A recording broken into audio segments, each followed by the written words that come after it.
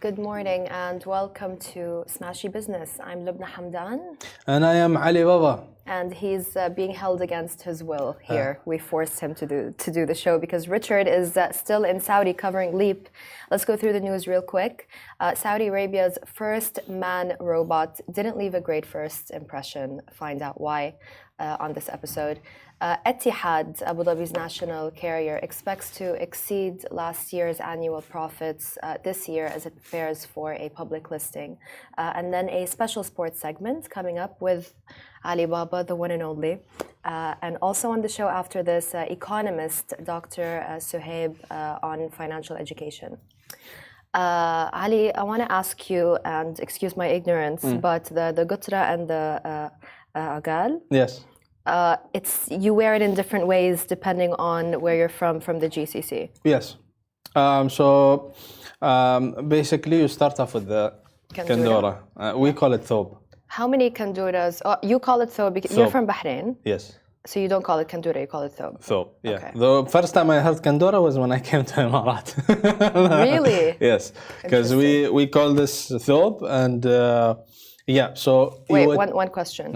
How many white thobes do you have, and how are they always clean? How? it's a legitimate question. Well, when we go to the tailor for the thobes, we pick the best quality of cloth. Mm-hmm. Yeah, and these cloths come from Indonesia, Japan, and they range from 100 dirhams to 200.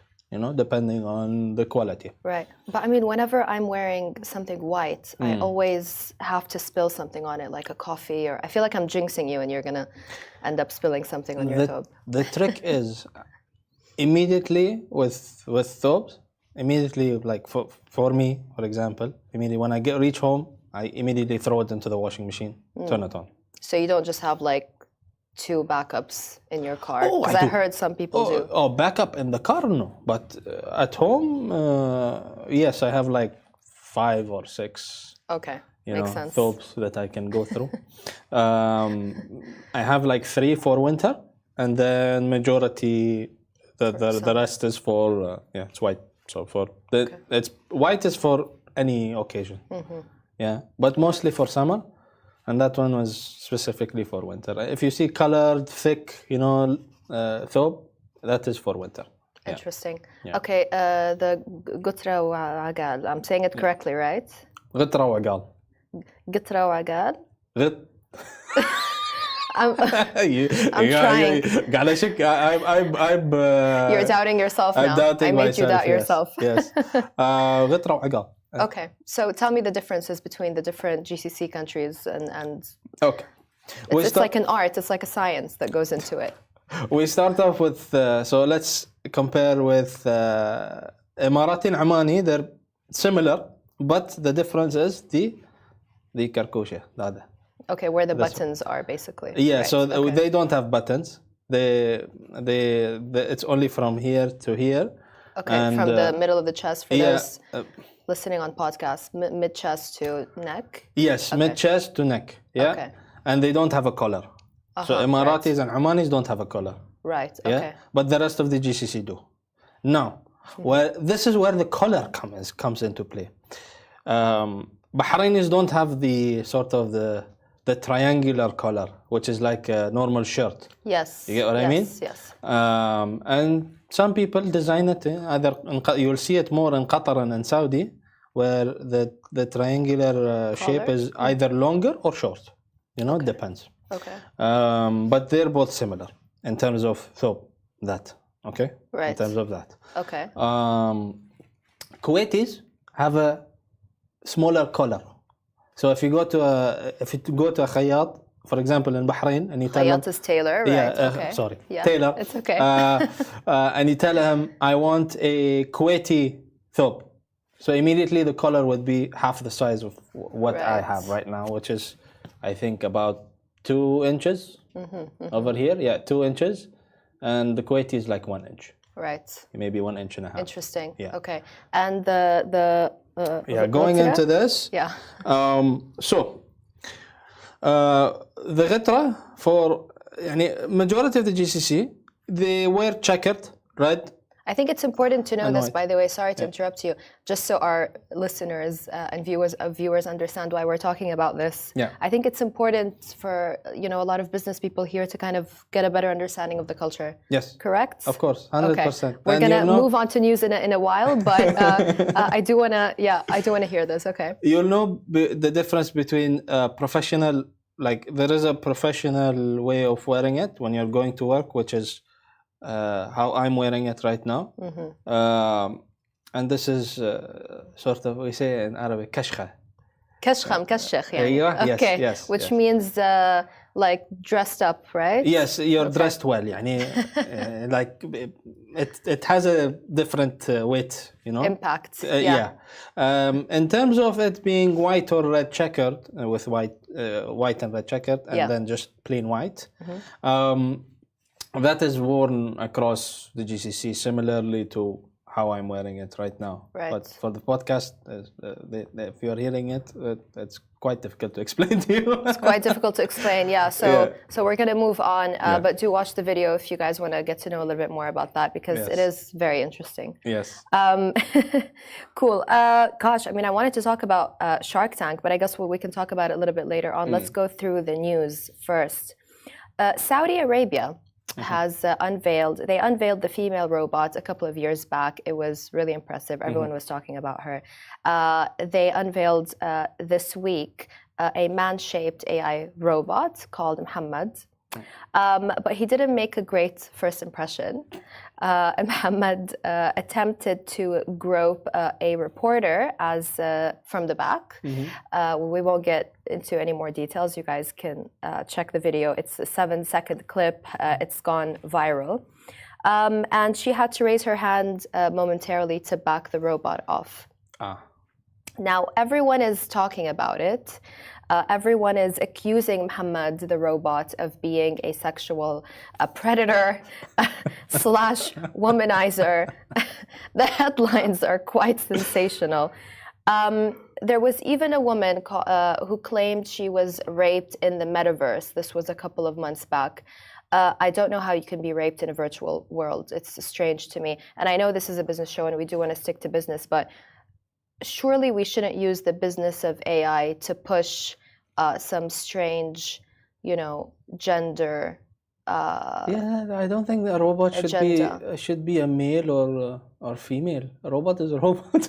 Robot is a robot, right? And I don't actually think that he meant to grope the reporter. I think she was just standing quite close to him, and I think it was probably just a reflex. It goes back to who basically inputted the software, right. The data that the robot has. Right. Otherwise, it wouldn't act out of its programming. Right. If it's programmed to be that way, then you would have to go and ask the person that programmed it. I mean, I went to an event 2 days ago by an advisory called Tough Love, and the former CEO of DO, Osman Sultan, was speaking about how everyone is concerned about AI and they think it's going to take over the world, and yes, actually we should be worried of that. Should we be worried about sexual harassment via robots? I don't think so. You can destroy a robot if it goes out of hand. We don't want another Terminator situation. No, absolutely not. Absolutely not. I do think there is some exaggeration, though, to this robot story. I believe so. I believe there's people just like to jump on a trend, when someone just accuses a robot, that's something new. We're accusing robots now. Let's jump on the trend. Yeah, we need a headline at the end of the day. Exactly. Let's go with it. No, I definitely think it's exaggerated, and it also takes away from the real victims of sexual harassment, right? Yes, 100%. Okay, it is a machine at the end of the day, guys. So let's keep that in mind. Right, Abu Dhabi's national carrier Etihad expects to exceed last year's annual profits, which grew, by the way, more than fivefold to $143 million last year. It's expecting even more in terms of profits this year. And it's great news because it is preparing for a potential IPO. It's the first for a major Gulf airline. And that's according to an exclusive interview with the national newspaper, by the way. We got to give credit where credit is due. The CEO told the newspaper, also a national newspaper, that what's important is that Etihad will list when it is a good time to list. They're working very hard towards that goal, but they don't want to rush into anything, and the company has to be ready for that. He said they've been improving their governance, their ECG practices, their profitability, and strengthening the balance sheet. It's really good news for Etihad because it was struggling for a very long time. It was always Emirates was the one that everyone was talking about. Emirates was the success story. Etihad was kind of the black sheep that people had very little kind of few expectations from. I guess people at some point gave up on Etihad. I would say. Yeah.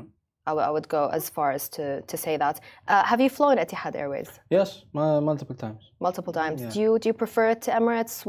What is your opinion about it? For me, in terms of airlines, nobody can beat Emirates in terms of quality and service. But Etihad is up there. It's one of the best airlines in the world. Top 3, I would say. You would have. The top 3 in my mind is Emirates, Qatar Airways, and Etihad. What's it like on Qatar Airways? I've never actually flown Qatar Airways, but I have flown Etihad, and I like that it has a little bit more.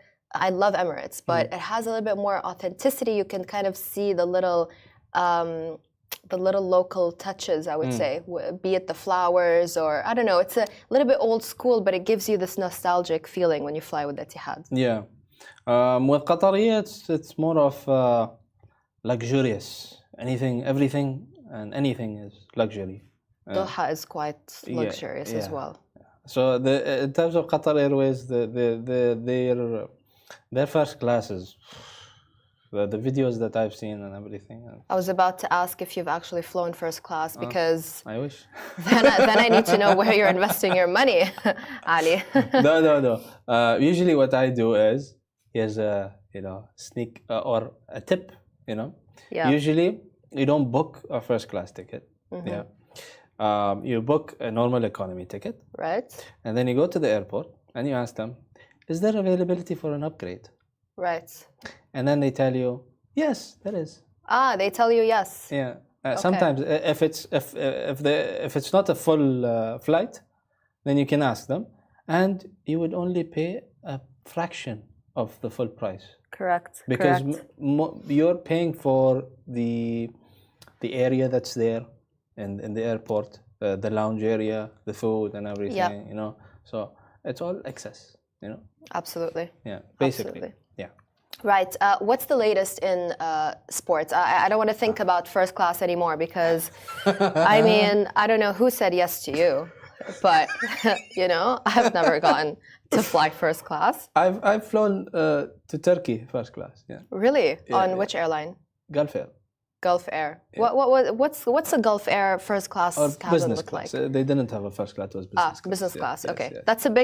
That's a big distinction, huh? I have flown business class for business trips paid for by the brands in the past. There wasn't like on the plane.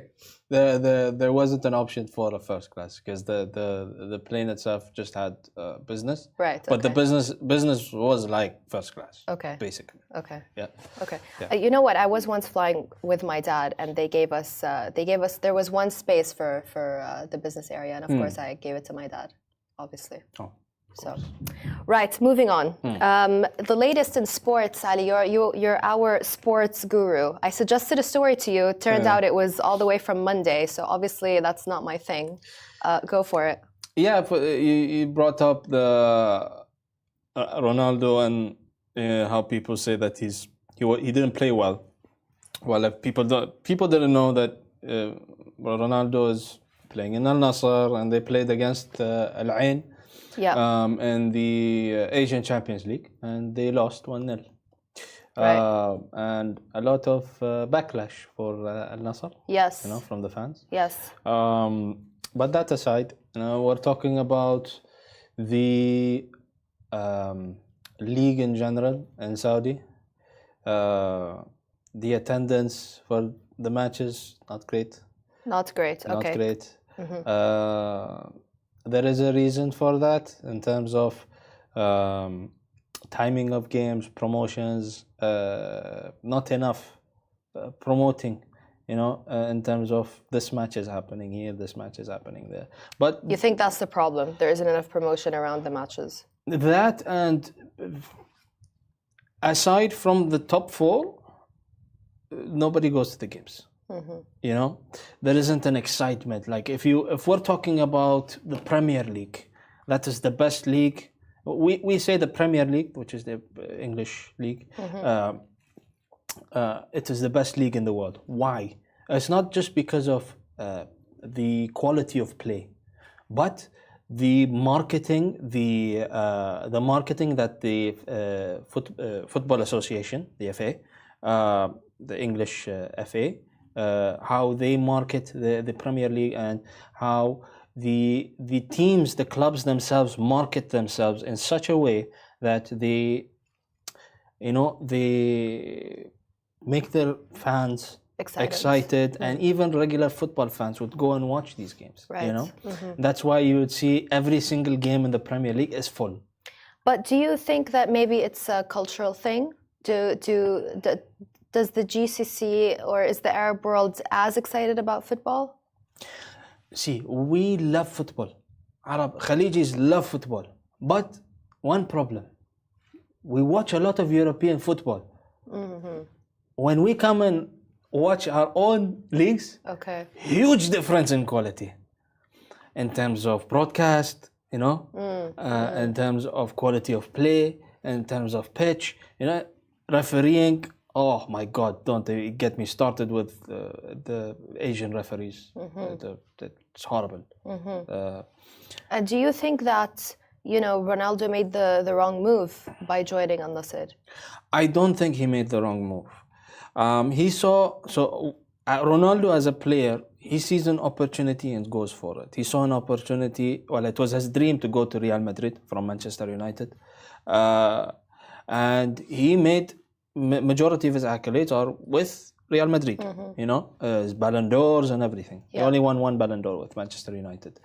And then he went and tackled the Italian league. So that's 3 leagues now. You have the English, you have the Spanish and the Italian league. He dominated all 3. And what did he do? He elevated. Nobody was talking about the Italian league before Ronaldo even, before, if we're talking about the early 2000s.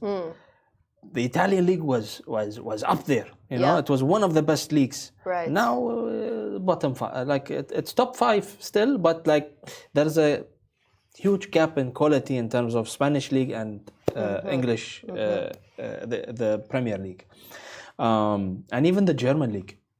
Huge difference. Yeah.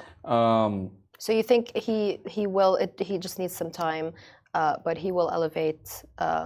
He already did. He already did. Yeah, he already did. In terms of nobody used to watch. In terms of outside of Saudi, if we're talking the amount of people that watch the Saudi league, not that much. Yeah. So one thing he does is he brings his own follower bases, and as we know, Ronaldo has the highest follower count on Instagram. And you don't even need to know football that you know Cristiano. True. He is that man. He is a businessman. He owns multiple businesses. And he has his own brand. Right. So the attendance is fine. Yeah. Then, correct? Attendance is fine when there are big games. That used to happen anyway before.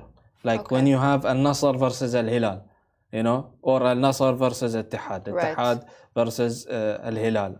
So what are we expecting then? Are we happy with the current situation? Are we expecting more of an attendance, more promotion? Because the Saudis are putting a lot into this. They're really trying to push it. Yeah. Should they be doing more, or is it just a matter of it just needs time? I believe that they're headed in the right direction because we haven't seen this. This is unprecedented in this region. Correct. To be specific, like we've seen China try to do it before, where they would give huge salaries, insane packages to these football players, you know, from Europe, you know, and they failed. You know, that investment that they tried to make in the Chinese football league, they failed completely. Even America, the US, the MLS, horrible. Like the way that you can sell America, the lifestyle, it goes on. The American dream, The American dream, you know. The American nightmare is what it is right now. Freedom, you know. That's what they sell. So these football players, they bring them like David Beckham, like Lionel Messi now. In the States. The quality of the league is not great, you know. But in terms of marketing, Americans are smart. Right. But they're not successful because of the quality of the league. You can be great in marketing, but if you keep having a product that's not great, it won't do great. No matter how good your marketing is. Sure. You get what I mean? That's a great point. I would love to sit and chat with you about this even more because every time we talk about football, I get more and more interested in it because you explain it in a really lovely, wonderful way. And I bring business terms as well now. I brought business terms into it. So yes, whoever is listening to this is very happy.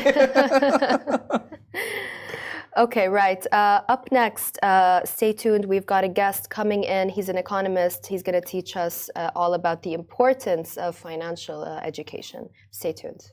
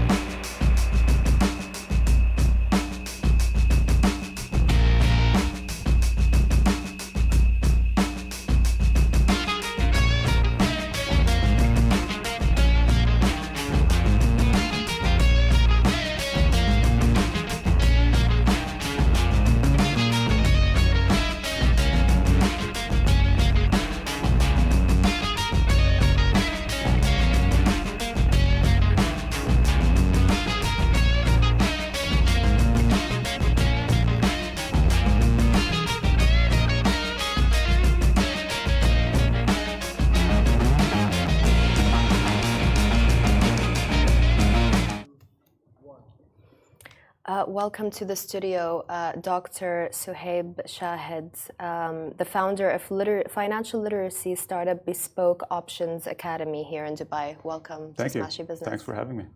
Explain to me, you guys are based here. Explain to me and to listeners and the viewers exactly what it is that you do. What is financial literacy? How do you help people?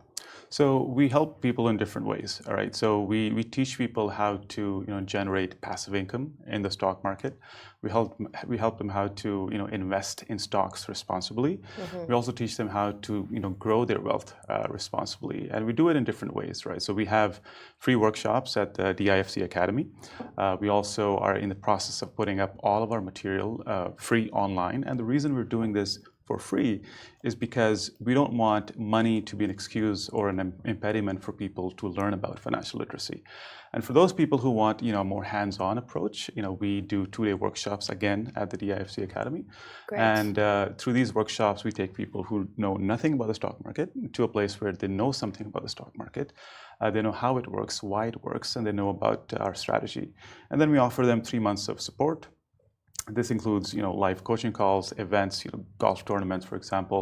But they also include my own, trades so that they can follow, not because for them to copy, but for them to learn about my thought process. And the reason I emphasize this is because, God forbid something happens to me, I don't want my clients to stop learning and stop their journey towards financial independence. Okay. You said responsibly invest in stocks. Is there such a thing as investing in stocks being responsible? Because it's quite risky, and it's quite volatile. Right. Yeah. I mean, I've never invested in stocks, but I know a lot of people who invested and regretted it because they said, well, we lost so much money, we would rather invest in real estate. Right. No, you're right. I think there are a lot of stereotypes about the stock market, a lot of misperceptions, I would say. The stock market's volatile. The stock market, I know someone, my cousin, he lost money, for example. Yeah. But I think if you think about it, if you take a step someone's back. Cousin has always, there's always someone's cousin that's lost money in stocks. That's right. But if you think about it, if you take a step back, you see that one can say the same thing about any asset class. You can say the same thing about real estate. I'm sure you'll find people who say, I lost money in real estate, 2008-9, or even after that. You can say the same thing about crypto or private equity, or any business, right? So, and the stock market is not unique in that way. So that is why we emphasize to people that knowledge is key here, because a lot of people come to me and say, okay, how much money do I need to start trading options? And I'm like, the short answer is $2,000 in your investment account. The long answer and more nuanced answer is that knowledge is more important than money, because once you have the knowledge, you start breaking those misperceptions or stereotypes that you had. I'll just give you an example, right? So I'm sure you've heard, a lot of, you guys were talking about sports a little while ago. You've heard of a lot of pro soccer players or pro, hockey players or what have you, losing all of their money and going broke after retirement, right? Yes. You also heard of people, lottery winners going broke. They had the money, but they did not have the knowledge, right? Yeah. Absolutely. On the other hand, I'm sure you've also heard of people who built up wealth, lost it, built it back up again because they had knowledge. Yeah. So that's what we emphasize here. Really, like, knowledge is key, and come to our free webinars, free workshops, because you have nothing to lose. You might just learn something. Okay, that's great. Are you seeing more younger people investing in stocks? Well, more females as well. What is the trend? Well, so precisely speaking, so what we teach people is how to buy stocks that they want to buy, or ETFs they want to buy, but we teach them how to do that by selling options, right? It's a very specific way we teach them how to do it. And if they want to sell their ETF or their stock, we tell them how to do it by selling options.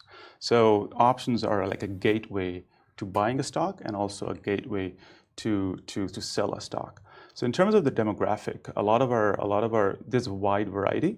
Obviously, those with our older demographic, they have larger accounts they're working with. The younger demographic have a smaller account they're working with. And again, the small or large doesn't matter. It really comes down to the knowledge that you acquire. Because I started off with a very small account. I built it over time because of the knowledge I acquired. Interesting. Let's talk about having that additional revenue stream. Usually it's, because I tried to use the Sarua app once and, kind of just put money there and just left it for a while. Ended up taking it back for, just to go shopping with it. Very irresponsible of me. Should look into investing generally. But what advice would you give people? I guess not investment advice, but when it comes to investing, how important is it to be patient when it comes to a stock? I mean, Meta is just right now paying dividends. I think the younger generation, especially, a lot of them do listen to this show. They're very impatient generally. How important is it to be patient when it comes to this? It's So just to help people understand yeah. that, it is that additional revenue stream and Yeah. Yeah. So again, a lot of folks come and ask me, so how much money will I make? And I tell them there won't be any promises, first of all. And if anyone is making you any promises, run away as fast as possible. But for right. myself, I try to go for, and I emphasize on the try because it doesn't always happen, but I try to go for 1 to 4% a month. But the reason I'm saying all of this is to come back to a question, which is the most important thing is how disciplined you are. So the most important thing in terms of how much you make is how disciplined you are and your risk profile, right? So an older person would have a different risk profile than a younger person because they have kids, they might maybe have a mortgage and so on. A younger person is more risk loving anyway. But it really comes down to discipline. So as long as you're in, if you have fear in one extreme and if greed in one extreme, you want to be somewhere in the middle. Right. And I do acknowledge it's easier said than done. How stressful is it working in stocks? Because we've all heard the stories. I interviewed a couple of people a few months back, and one of them said, because I work in stocks, I'm addicted to Xanax. It keeps me up at night. Yeah. So I say to my clients that if a trade keeps you up at night, you did something wrong, right? You must be willing to sleep properly.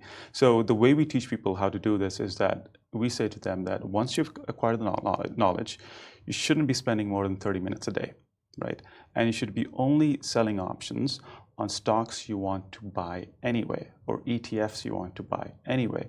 And how do you know which stocks you buy? Well, you need to do your homework. So once you've done the homework and once you know the price you're comfortable at, you can go ahead and sell an option on a stock or on an ETF. So if you follow these guidelines, there's no reason for you to lose sleep. And I know the stock market is a big world, right? So different ways people do it. Some people spend all day, some people spend nights, but we spend only 30 minutes.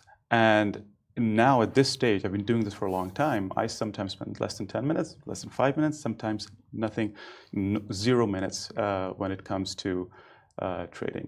But I think it's important for me to emphasize what options are at this point because so options are really a way to buy stocks at a discount and get paid for it. So I'll give you a insurance company analogy. So I'm sure you have a car and I'm sure you have insurance and you pay premium each month to the insurance company. And the likelihood of you bumping your car, for example, is very low, right? But you're still paying insurance every single month to your insurance company, right? So God forbid something happens this month to your car and your insurance company takes care of it. You still have to pay them premium this month, right? So the same thing is what we teach people how to do in the stock market. We teach them how to be insurance companies in the stock market. So for example, if there's a stock we're looking at and we sell an option, if the stock stays above that price we're comfortable with, we just get the insurance premium and that's that, right? But if it goes below a certain price, we have to buy that stock and we still make that premium and we're more than happy to buy that stock because number one, it's the stock we want you to buy anyway. It's the stock we're buying at a discount compared to the market price. And we know it's going to go up because we've done our homework. Right. I want to get your opinion on something because Etihad is going to potentially list. We've had other listed companies here in the region. The stock, doesn't really go crazy. We see a lot of activity on Wall Street. Nvidia, Meta paying investors its first dividends. What is your take on Etihad listing? Any predictions? No, so I don't make predictions, so I won't make any predictions on the particular company.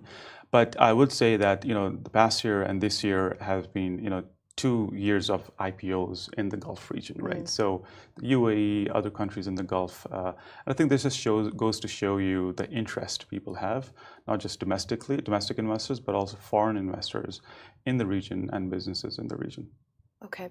And when it comes to tech, do you think we'll see, I know we can't give investment advice, but just generally your expert opinion, do you think that without naming any companies, do you think that, and I know we have to be careful here, but do you think we'll see more tech companies pay investors back dividends? Do you think the tech industry will see that? Yeah, you mentioned Meta, and I think Meta won't be the only one. I think we'll see a gradual trend towards this way. I think a lot of these tech companies became overinflated and overhired during the early parts of the pandemic, and then they had to kind of deleverage, and that meant a lot of job losses too. But if you compare the people they hired and the people they fired, the difference is still positive, right? So I think that's an important thing to mention here. But I think the trend is definitely going towards what you're saying.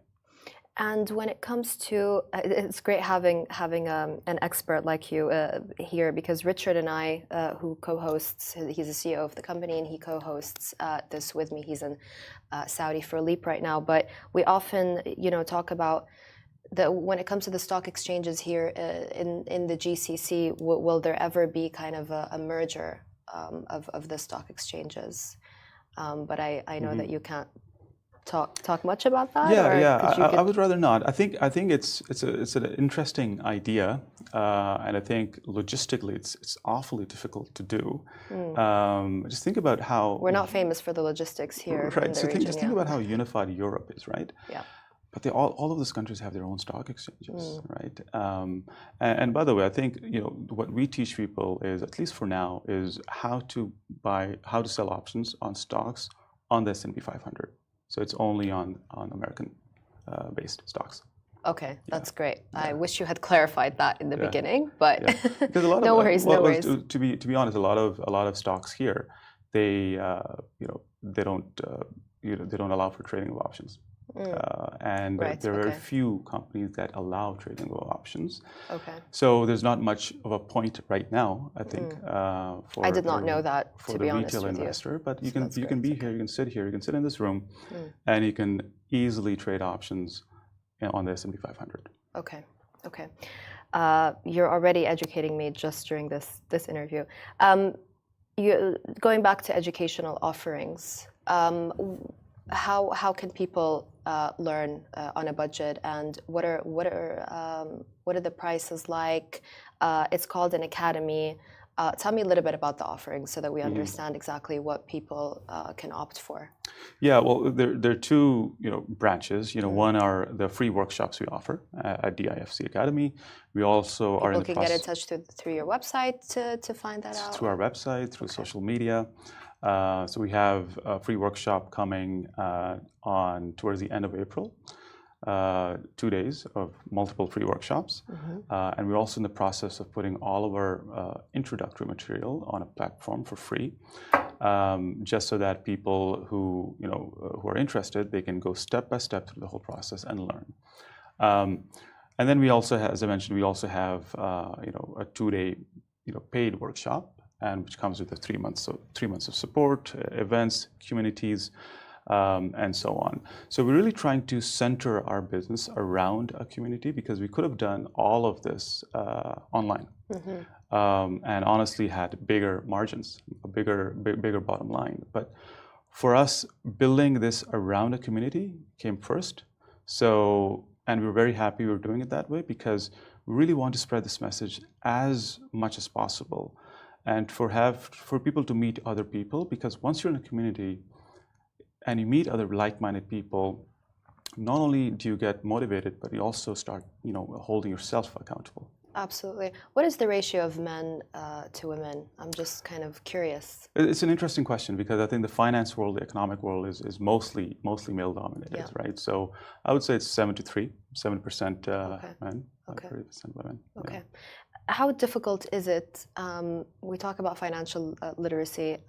Stocks, to me, are very interesting, but there are a lot of technical, technicalities, details. You have to be very careful even when talking about it. You can't give, investment advice. There's a lot that goes into that, and it really puts a lot of people off of it. Yeah.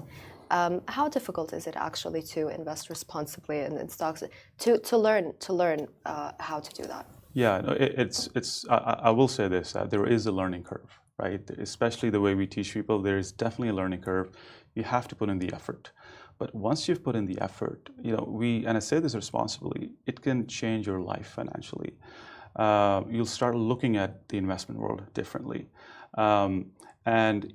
Because if you look at our industry, right, the way it's evolved is that for the longest time, if you were interested in the stock market, you'd go to a bank or a financial advisor, fill up a bunch of papers, you had no idea about, and then they would tell you that, Lubna, this fund is for you, Sohaib, this fund is for you, and a year later, we'll find how much returns we made in an email or a letter.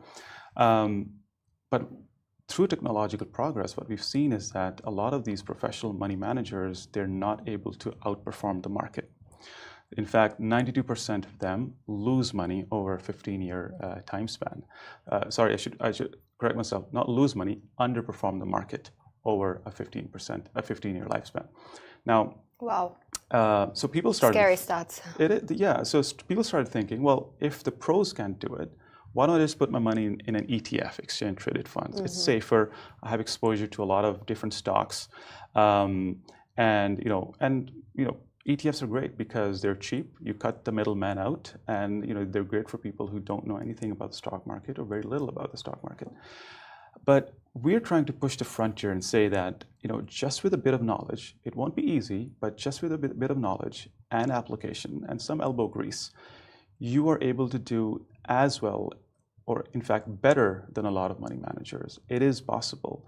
You just need to put some time and effort in the beginning, and you should be able to handle your own money. You don't have to give your money to anyone. You should be responsible for your money, and you don't have to spend too much time on it once you've learned how to do it. Why did you? That's great, by the way. Thank you for that. Why did you decide to launch the academy? Yeah. I mean, besides the services that you provide, the educational part of it. Yeah. What triggered you to do that? Well, when I was a kid, I did what society told me to do. I went to school, got good grades, and got a scholarship, an academic scholarship, to do my master's and PhD from Switzerland in economics. And I'm glad I stopped there because society also tells you to work until you retire, live off a pension until you die. And you know what? Even after the PhD, I was still financially illiterate for myself, in terms of handling my own money. Right. Right. So guilty over here as well. Right. And we are not the only ones. A lot of people struggle with this. Yeah. So it wasn't until I started working at the World Bank in Washington, D.C., at the IMF in Washington, D.C., that I started learning about investing. So the reason I decided to set up Bespoke was because just because I grew up financially illiterate didn't mean my daughter had to grow up that way. Right. So a lot of formally educated people, they struggle with their finances even though they make good money, right? And it leads to problems in their marriages. It leads to issues with their health and an overall, decrease in their well-being.